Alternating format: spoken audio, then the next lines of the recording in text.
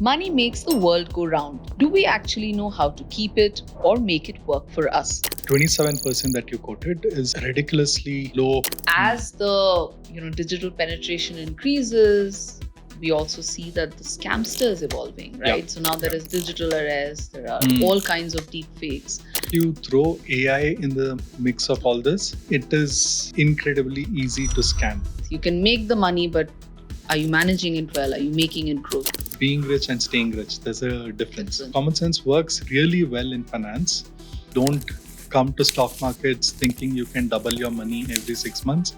It's not going to happen. Joining me today is Karthik Rangappa, Chief of Education at Zerodha Broking and Curator at Varsity. Money makes the world go round, and while we spend much of our lives chasing it, do we actually know how to keep it or make it work for us? Reports suggest that just 27% Indians have basic financial literacy, which means that a majority of Indians do not know how to invest, save, or grow their money. Lack of financial knowledge also leaves you open to financial scams and frauds. Joining me today is Karthik Rangappa, Chief of Education at Zerodha Broking and Curator at Varsity, India's largest open source financial education initiative. And together we will discuss why India needs better financial education. Karthik, thank you for coming on What India Needs podcast. Thank you so much for having me over. It's a pleasure. So this is a very interesting topic because I think we'll be covering education, we'll do a bit about investments, and obviously a lot of cautionary tales before we talk Yeah. about your own journey as well. Sure. So the National Center for Financial Education reports that of all Indians, about 27% have basic financial literacy. Yeah. Which means that, obviously we don't really understand what we're doing with our money as much, at least a majority of us. What are the challenges that because you all are so much into education, what are the challenges that you see? What are the gaps which are there in this? Yeah. Firstly, I think this 27% that you quoted is a ridiculously low percentage for a country to in terms of financial literacy. I think in the Western world, it's upwards of 40%, if I'm not Right. wrong. 42%. 42%, Yeah. yeah. I remember reading that percentage. I don't recollect from where, but when you compare to Western worlds, I think we are at a very low rates. Further, this 27% that you quoted, if I'm not wrong, also has the urban and rural divide. Yeah. Large majority of the so-called financially literate people, they come from the urban population. If you go one level deeper into real India, the awareness of financial products or financial literacy drops even further. So that is a problem, and there are several gaps. There are two things. One is uh, the access to financial products as such. It could be simple things like banking products or insurance products or investment products. Uh, they all fall under financial inclusion. And then on the other hand, you have financial literacy. Now, most of these surveys that you quote, they measure one of the other in isolation, right? So there is no point having access to credit facilities if you don't really understand how to utilize it in a right way. So I think that is where the challenge is, and that's what needs to be plugged. I think, till about recently, we were talking about just getting banking to people, Yeah, right? yeah, I mean, yeah. banks were on an overdrive. Of course, we Yeah. had a lot of things, Jan Dhan Yojana and all of that came in Yeah, to bring in more people uh, into the yeah, financial yeah. fold. And now we've obviously covered that, Hmm. made some headway, but you're right, this remains. Yeah, And yeah. being a very diverse country like ours, so we have Hmm. numbers which say about 57% of Indians use Indic languages. So there is a diversity in Yeah. terms of communication. So when we're communicating, when you're communicating, for example, you're building educational modules, how do you kind of navigate this? Because this is Yeah. a major No, challenge. this is a really big challenge because India is not simple. It is complex in the sense every 200 kilometers that you travel, the language people talk changes, the kind of food they eat changes, the culture changes. So what works in one region will not really work in another region, Right. right? So especially when it comes to talking about sensitive topics like financial literacy, any effort towards financial literacy in spreading financial literacy has to be contextualized to largely that region, right? See, whatever we've been doing so far, largely it's in English. It suits a certain type of person, a certain type of demographics. Um, we've not done enough to reach the regional parts of India. Of course, we do a lot of work in Hindi, but Mm. India is beyond English and Hindi, far beyond English and Hindi, right? Yeah. So, so when it comes to addressing people from that specific parts of India, we've not done enough, and there's a lot more we need to do. In fact, that's something that we've been actively thinking about, and how to solve for it is we've been, as a company, we've Yeah. been deliberating on that. It's so when we go back 2 3 decades, and I remember when my parents would go to a bank, for example, the bank manager would sit down and explain a lot of things, that financial tools, this is what you should invest in and all that. But obviously now everything has evolved so much more. um, Too many people on the phones, for example, a Yeah, lot of yeah. knowledge is coming from the phone. So having Mm, education reaching on the phone in languages of their mm, choice mm. would be Yeah, something quite yeah, yeah, essential yeah, right yeah, now. yeah. Also, we also see on the demat account front, for example, a Mm, lot of Indians are mm, wanting to trade in mm, stocks. I think there mm. is this whole euphoria around the stock Yeah, markets. And yeah, in FY25, my research shows about 192.4 million new demat accounts were yeah, yeah, were yeah, added. yeah, So yeah, we see a little bit of lack of knowledge, a lot of lack of knowledge, but there's also exuberance yeah, towards yeah, getting into, say, stock markets, which are yeah. quite complex. Mm, How do you kind of ensure that yeah. they don't make the mistakes, especially the Mm, first time? yeah. uh, Actually, those numbers that you quoted, I think my research, or my as far as I know, the number of demat accounts is close to about 21 crores, so 210 million odd. wow, new ones. Yeah, total Total. demat accounts. Okay.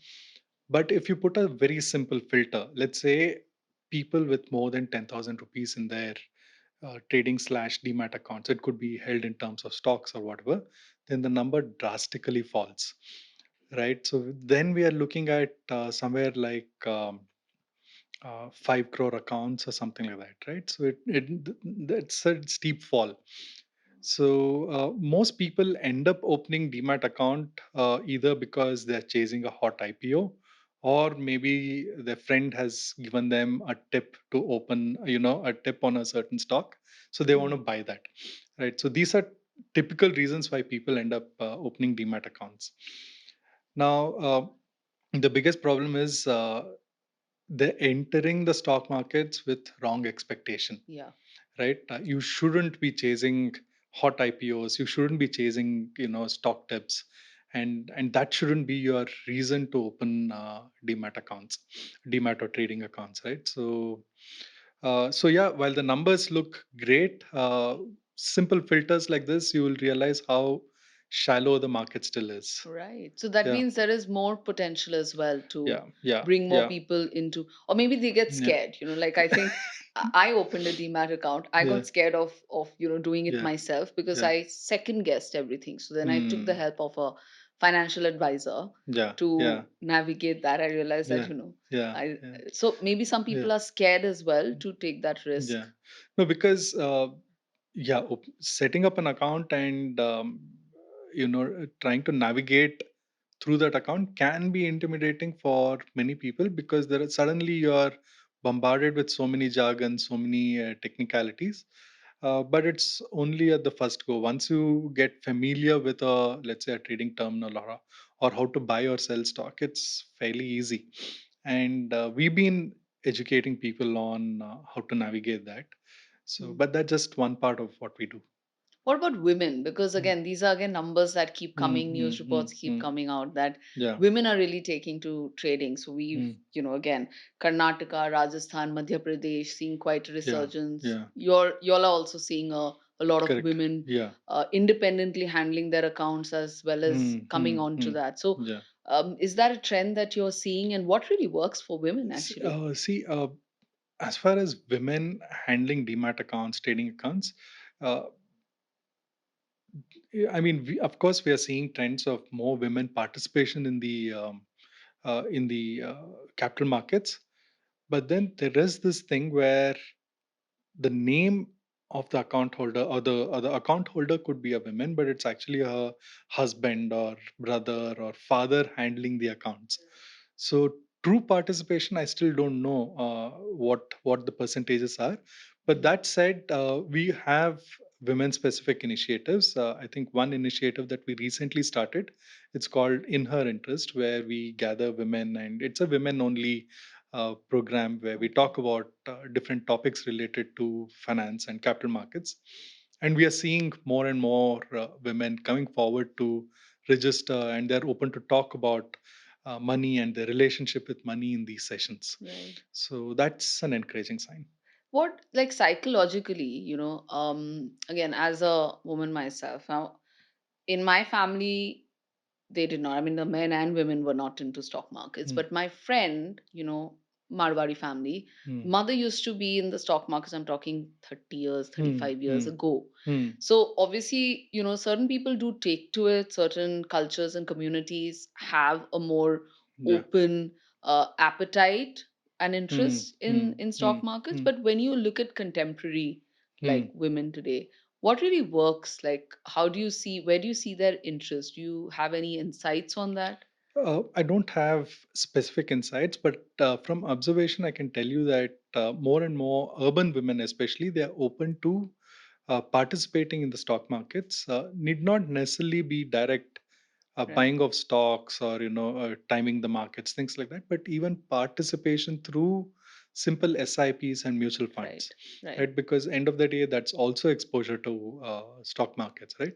So a Absolutely. lot of women, as they get more and more independent, they have good income levels, so they all are looking for investment avenues, Right. right? And stock markets slash mutual funds is the most common and easily accessible investment choice. Absolutely. And I think so the positives that we see is that there was a time very recently till, when women will be like, I'm earning the money, but I'm not managing my Hmm, money, hmm, hmm. and now I gradually see that changing. Yeah, We are more aware, and I say we because yeah.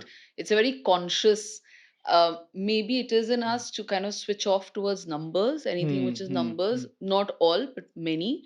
And now I can see there's a conscious urge, Yeah, that, yeah. listen, get interested in numbers, because women Hmm. do handle budgets really well. I mean, Yeah, yeah, households run yeah, yeah. because of a lot of homemakers who True. do Yeah, that. yeah, yeah. But Actually, let yeah, me just add to that. sure.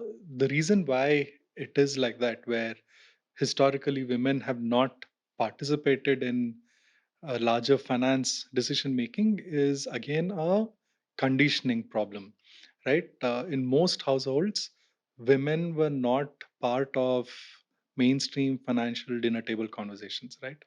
So it was always the men who would handle the large budgets, large financial decision making, Yeah, and women were always interested with smaller budgets. Manage, the household with 5,000 rupees, manage true. with 10,000 rupees, whatever. So, and I think maybe that is the reason why women never really uh, ownership of managing larger financial decisions Hmm. for the family. While his I think there's enough and more research to showcase that women are actually better at managing money than men, because they make more rational decisions, Right. right? So but yeah, so it is a conditioning problem, societal conditioning problem, and that is changing, and I'm very happy about that. Yeah, yeah. Yeah. You know, uh, Obviously, with so much of digital penetration, there is a major challenge which everyone is facing. Us as consumers, even companies like yours, initiatives like yours, because you all are fighting it. Obviously, banks and RBI and all that. That is financial fraud. Hmm, hmm, hmm. As the digital penetration increases, we also see that the scamster is evolving, Yeah, right? So now there yeah. is digital arrest, there are Hmm. all kinds of deep fakes. It's a major challenge. Over almost 24,000 cases Yes. we've had last year, which has dropped since the year before, but still high Hmm, enough. The hmm, volumes are high. um, you know all of us have been scammed one time or the other, and hmm. educated people, um, senior citizens, always more at risk. Yeah. um, where and how do you see the situation right now? How do we fight it? Obviously, Hmm. banks are doing a lot, but anything that you all have Yeah. thought of as well? So I think you throw AI in the mix of Oh, all this, it is incredibly easy to scam, right? And I think there are enough and more gullible people, educated people who can easily fall prey to this. In my own family circles, I know doctors, right, who've got so much experience and so much that they are so knowledgeable, yeah. but still they fall prey to such digital arrests and scams. I think one thing that is happening while we speak is I think forces are coming together. When I say forces, I'm talking about regulators working in regulators and financial intermediaries Hmm. working together to ensure these scams kind of come down. Right.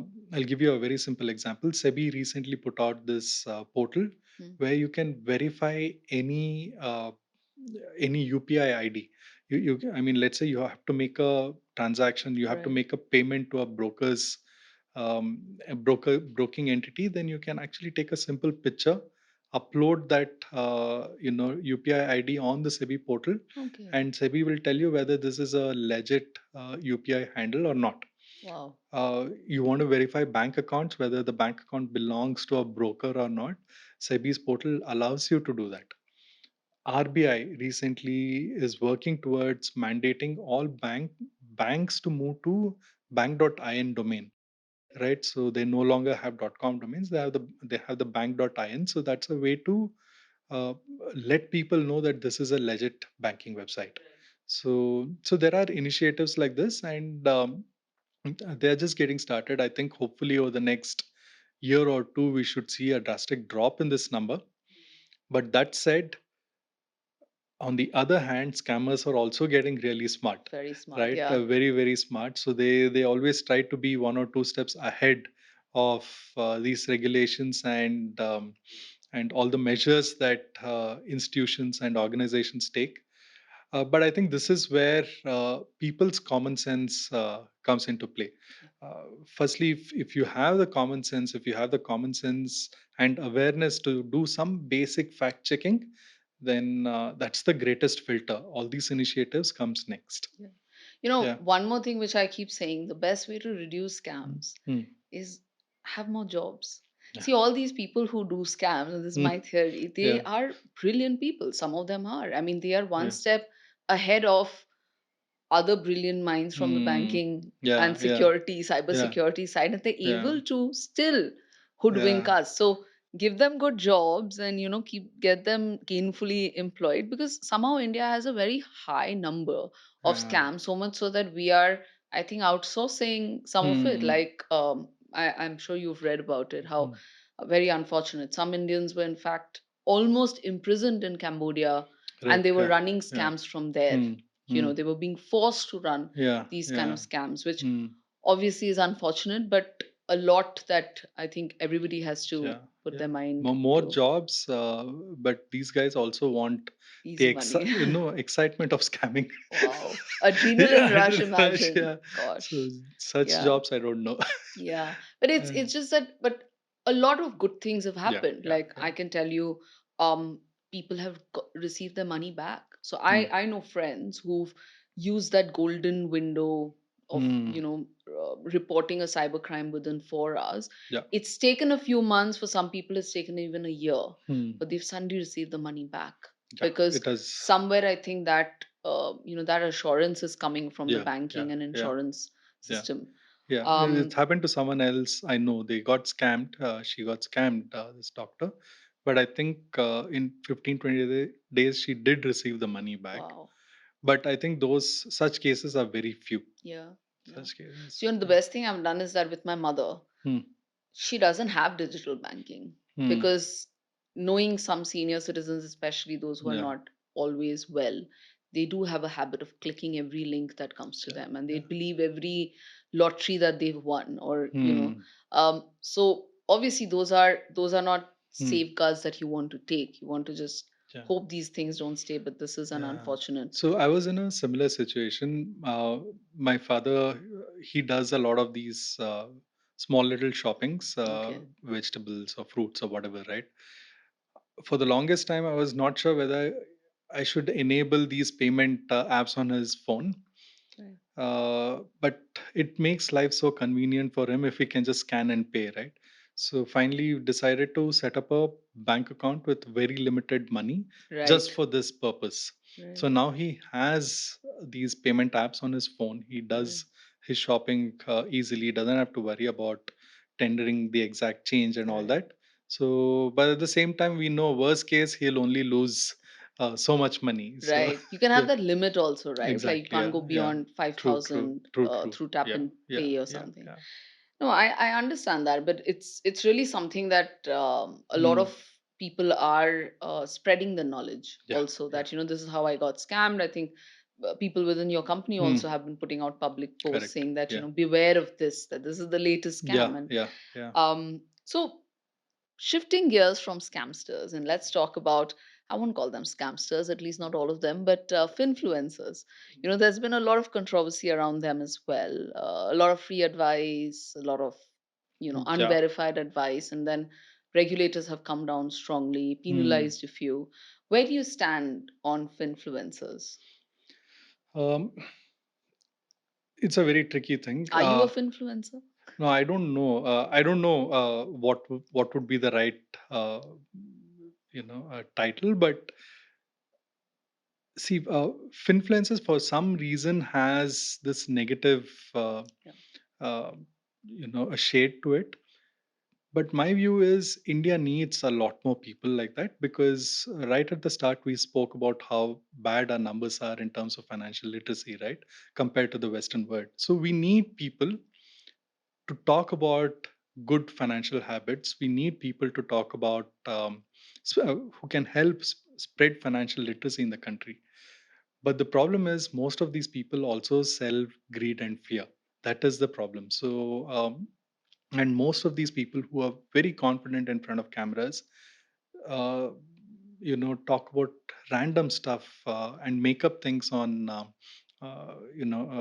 financial situations, and they spread all sorts of false information Yeah. that needs to be curtailed, right? Most of them have not even experienced markets and all the cycles of markets, right, but still confidently talk about investments and retirement planning. 20-year-olds, right, talking about retirement planning. So I even saw an Instagram reel where a 20-year-old financial influencer giving marriage advice and Wow.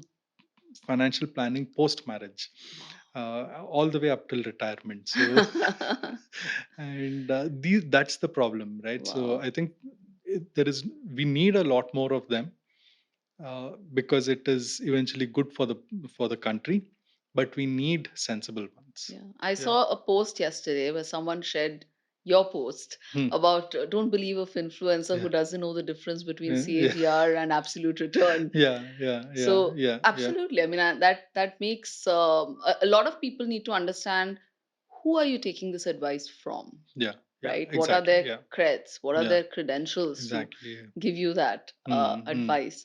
And some of it can be dangerous, and on that, of course, the Yeah. regulator Yeah. has clamped down. Exactly. Why it is dangerous is because people who follow them actually put their hard-earned money Yeah. in investment schemes or stocks or Yeah. mutual funds basis that advice, right? So there has to be first and foremost, these people need to have empathy, right? So because they have so many followers, people are going to listen to what they say, and they're also going to act, and they're also going to part with their hard earned money thinking it is the right thing to do. Yeah.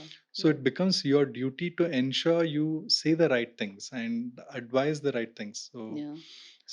I think if you don't have empathy, none of those things will Absolutely. happen. Yeah, So yeah. yeah. Empathy and ethics, I think both Yeah. of these, Yeah. and a sense of responsibility, because Yeah. Yeah. Yeah. you're right, a lot of, I Yeah. mean, people who put from their crores, it doesn't matter, but the Yeah. one who's Yeah. putting from his Yeah. monthly Yeah. salary and, Exactly. some other Yeah. income, I mean, that pinches Exactly. if it Yeah. goes Yeah. wrong. Also, let's talk about making money and managing money, because this is Hmm. something that I think a lot of us have Hmm. Hmm. kind of Yeah. struggled with. You Yeah. can make the money, but are you managing it well? Are you making it grow? So what kind of advice would you give to, say, a young investor or somebody who's starting off? I wish I started early, I didn't. Yeah. Yeah. Yeah. So I hear you've not started early Yeah, either. no, I didn't start early as well. Look, I think in this day and age, it is relatively easier to make money.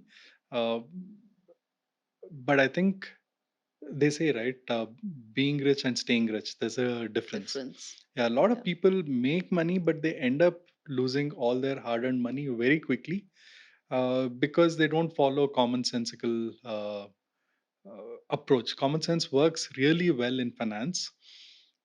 You don't have to do anything complex. You just have to, the foundation for any good financial journey is very, very simple. Things like, having an emergency fund in place, things like having proper insurance, health and term insurance in place, being aware of debt and what debt can really do to your bank balances, right? And finally, making simple investments, but ensuring you make those investments with right expectations and for the right tenure. So these are actually the foundation building blocks of any decent financial personal finance journey. So while you put all your expertise to make money, your domain expertise in making that money, you just need simple common sense to ensure that you don't lose that money. Right. Yeah. And So make your money work for you. exactly, and Yeah. you don't need any complicated financial instruments to create wealth for you. Right. Simple products, but done over a long period of time, long period is good enough. Right. Yeah. Recently there was, because you mentioned long period, there was a bit of a panic situation with SIPs, for Hmm. example, and then Hmm. people were like, "Oh, why we should we Hmm. not?" And then, of course, we Yeah. saw a huge campaign, because, of course, a lot of Hmm. MFs Hmm. were involved, that stay invested, and Hmm. it Hmm. takes time, Hmm. and stay invested long term. So that kind of advice from time to time is also necessary. Correct. Yeah. But what you're doing with at Varsity, for Hmm. example, with Hmm. catching the kids young and Hmm. trying to, with rupee tales and Hmm. the Yeah. books that you've in fact authored, and the animation series that Hmm. also you're kind of spearheading. Hmm. Why was Varsity required? And I think it will Hmm. really Yeah. weave into our last Yeah. conversation. I think varsity was required because of the exact reason what on how we started the conversation, right? Yeah. So um, I think varsity is now 10 years old as an initiative. Go back 10 years ago, there was not a single place where you could get all information related to capital markets, right? Trading or investing, mutual funds, or whatever it could be, Right. personal finance. You didn't have a single place where all this information was available. You had to look for articles, and most of these articles were behind paywalls. Even if you're reading an interesting article, let's say, suddenly there would be a pop up saying open a trading and demat account or open a bank account or whatever. So, which was pretty, I would say it was a nuisance, right? So, you're learning something, and the person educating should have a clear intent of educating, right? And not really come with corporate agendas, right? So basically, India needed that clean space uh, where one could learn finance and topics related to capital markets, and we saw that as a white space. And from day one of Zerodha, we always one of the founding principles was to educate people, right? So there was intent, there was resource, there was pretty much everything aligned, and we decided to start Varsity. Yeah, so as a part of what we do, we also educate children. Mm. Why we do that? Because I think eventually, when children grow up, they and they start earning money, they start building a career, and they start earning money. Uh, and when their time comes to make financial decisions, we hope that they make the right financial Right. decisions. And uh, and I think helping them get exposed to these things at an early stage will help them make the right decisions, Right. right? Maybe So even help their parents exactly, eventually yeah. when they grow Actually, up. it's a funny thing. So we have boot camps for children. We have the animated series, Right. boot camps and animated series.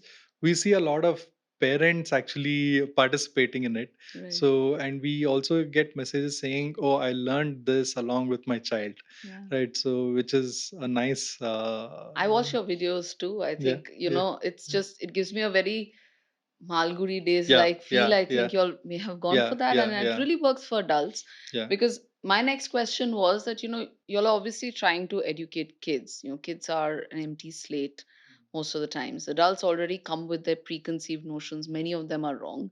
So, how do you what's the experience of teaching both groups, and where do you kind of find a middle ground? Is there any learning of each other? The other day, so we also conduct financial quizzes in schools, and we were talking to a bunch of teachers who've seen, you know, children pass out of the school for multiple decades, and we were asking them, what do you think is the difference between today's children versus, let's say, a decade ago, Hmm. in terms of finances and all that stuff, Right. in terms of their understanding of money. And the teacher was like, the children of these days are far more educated, far more open to transacting Yeah. and handling money compared to 10 years ago. Hmm. So maybe because all these payments app have made it so easy, they're taking Ubers on their own, they're Yeah. making those payments, they're transacting with local merchants in and around the school for buying stationery or whatever. So, and there's a trail, there is some amount, some sort of accounting that is happening. So maybe because of all these things, children these days are far more mature, far more uh, open to open in terms of their exposure to finance. Right. Yeah, Right. compared to 10 years ago. Yeah. And also like adults. I mean, I Yeah, think yeah. children come with that kind of Hmm, willingness hmm. to. Yeah, yeah. So you've become almost like a guru of varsity, right? I mean, this is Yeah. what we're told. I mean, that's Yeah. also a wonderful transition for you Yeah, so professionally. actually not a guru. I've become more of a coordinator. Just yesterday, my one of my teammate was saying, because under Varsity we have so many different initiatives. I work with so many teams, Right. right? So most of my time goes in coordinating these days. So there's very little of the guru thing. That's a misconception. But yeah, I'm more of a coordinator now. But yeah, so multiple projects, but all with a single focus, that is to educate people Were you on. always interested in educating people more and more? Is No, something no, that not at all. It was purely circumstantial. So my intent was to become a fund manager, right? okay. Like the cool fund manager managing a lot of money. Hmm. So I even did try doing that. I'm talking about 2009/10. I even started something like a PMS, where I would take money from people and try and manage it for them. Okay. But then I quickly realized that it is not a sustainable uh, business model, because I will make money only if my clients make money, and we will evaluate whether the client is making money or not at the end of 1 year, Mm. which means to say for 12 months, no pay for me. Mm. Right. So while I was in that dilemma, I saw this posting in newspaper which said we are looking for trainers to teach Okay. people about stock markets. My wife was like, why don't you at least take that up? You will get some money to pay the bills. So I was kind of, it was circumstantial. So I was like, okay, let me take this up. But then once I started doing that, um, I started interacting with so many people, right? I think at one point I had done close to about 400 odd workshops, physical workshops across Karnataka, and Wow. I had interacted with so many people, and I really started enjoying that, right? So, and that's how my teaching and all these educational aspects started. Wow. So, but it was never my first plan. Wow. Yeah. So, along with finance, you of course have other passions as well. Hmm. So, you want Hmm. to tell us a bit about that? Yeah. So, so I love photography, and I love different types of photography. I do. I like to capture and create images of wildlife. I like to capture and create images of the night sky. I am also fascinated with capturing different cultural, events in India.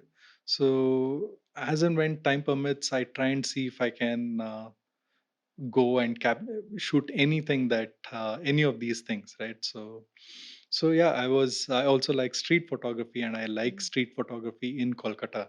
So Really? yeah, last November I was there, Okay. and it's such a challenging thing to do. Yeah. So whenever time permits, I do all these things, and it's not about taking a picture and putting it up on Instagram. Well, I also do that, but I like to write about what I experience. Right. So I do have a blog of my own where I put up pictures and my thoughts around what went in when I was shooting a certain picture or whatever. Mm. So that's what I do in my free time, and I'm also hoping that some of these images can be used for public good. Right. So it could be on Wikipedia or whatever. So I don't like to hold back any of those pictures with copyrights and things like that. So it's for public commons. So Do you see yeah. that when you're really into a corporate life or any job for that matter, and you spend a few decades, it's important to have a passion which is very different from your day job, right? I Yeah, mean, it's yeah, relaxing, it's cathartic. Is that yeah. also how you approach No, I think it photography? is super important because it's almost like meditation, Yeah. right? So let's say I'm in a forest uh, or somewhere in Ladakh, middle of nowhere, absolute still of darkness, still of night. So you kind of get into some sort of zone, right? And it's just you and what you're trying to create.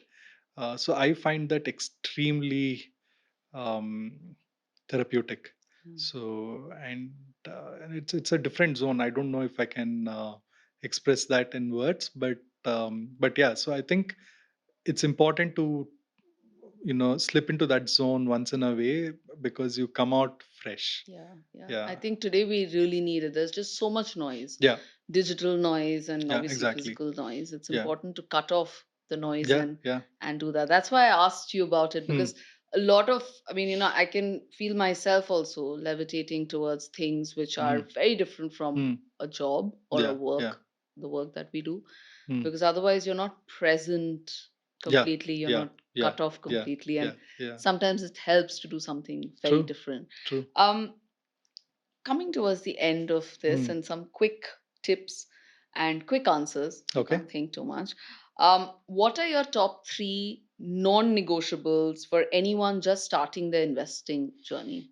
Uh, Come with the right expectation into the markets. Don't come to stock markets thinking you can double your money every 6 months. It's not going to happen. So set right expectations is number one. Number two, please do not think short term. Think about it long term. Think about your investments for at least 8, 9, 10 years, upwards of that, and not short term goals, because short term goals, if you come to the stock markets with short term goals, then you automatically set wrong expectations, Right. which is not something that you should be doing. Lastly, you don't need complicated financial products in your life. You only need very simple things like a mutual fund, simple things like an SIP to create serious long term wealth. So don't be under the assumption that the more complex the financial product is, the higher the returns you can get. Right. So that's absolutely not correct. And these three will hold true irrespective of whatever geopolitical Yeah, tensions that, yeah. because So a lot of that is yeah, happening. so a lot of Right. that have also happened in the past, right? It's not like it's happening for the first time. If Right. you go back in history, there've always been tensions. There've always been situations which are not very good for the economy. But then that's the reason why you need to think really Long long term. term. Yeah. Correct. Correct. So, what is the single biggest misconception about the stock market?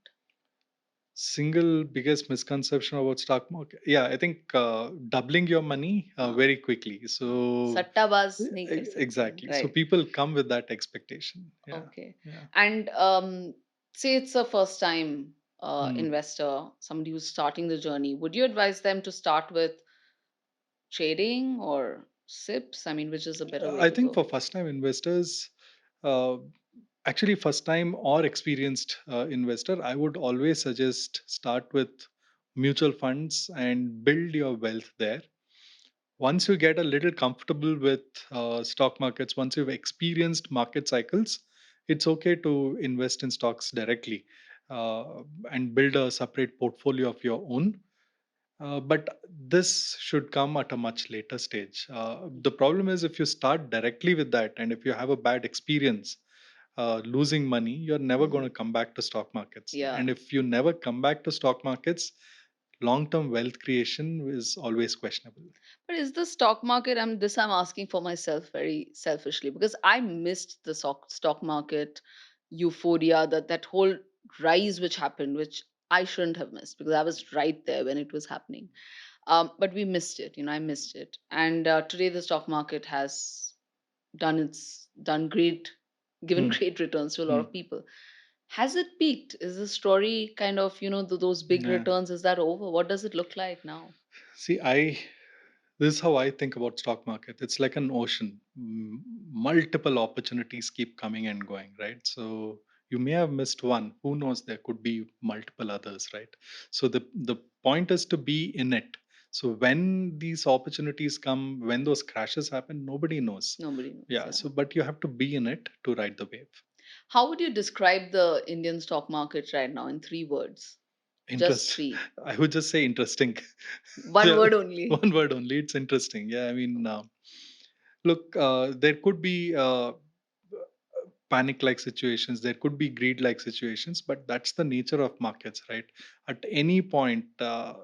you look at markets, one of these two things would be happening. So, and I think that's what makes market interesting. So, you have to be in it to ride whatever market offers you. And as you mentioned, and we are going on saying that Mm. there can be panic situations, there could be a crash, there are wars Mm. happening as we speak. One advice to investors that when there's a panic situation, what do you do? So, I mean, if there is see, 2008 was a panic situation, Yeah. right? Had you reacted to that, had you pulled out all your money, you would not have benefited from the subsequent rally in the stock market. COVID was a panic situation. Had you withdrawn all your money and had you not been invested in the market, you would not have participated in the post COVID rally, right? So yes, these situations do happen, but but you, as long as you have a really long term horizon, as long as you you let your money compound, you Yeah. things will happen, wealth will be created in the longer run. Once you start overreading these sentiments, you try and do something smart, and you try and time the markets, that's when mistakes happen. Yeah. Right. So be in it for the long term and focus all your energy, efforts towards your mainstream profession, Right. right? So that you increase your earnings. Right. So that And should if be you if the, there's a panic, a situation of panic, then get the right information. yeah, yeah. Go to Yeah, Varsity, yeah. Zerodha, So we and actually read. have a badge, right? Like a badge which says "Keep calm and compound." So Oh, nice. yeah. So and we really mean that. Yeah. Yeah, yeah. Karthik, thank you so much. I really enjoyed this conversation. Thank you Thank for you so coming much. on Yeah. What India Needs podcast. Thank you. Thank you for joining us on What India Needs podcast. If you like the conversation, do like, share, and subscribe to our channel. Thank you. See you next time.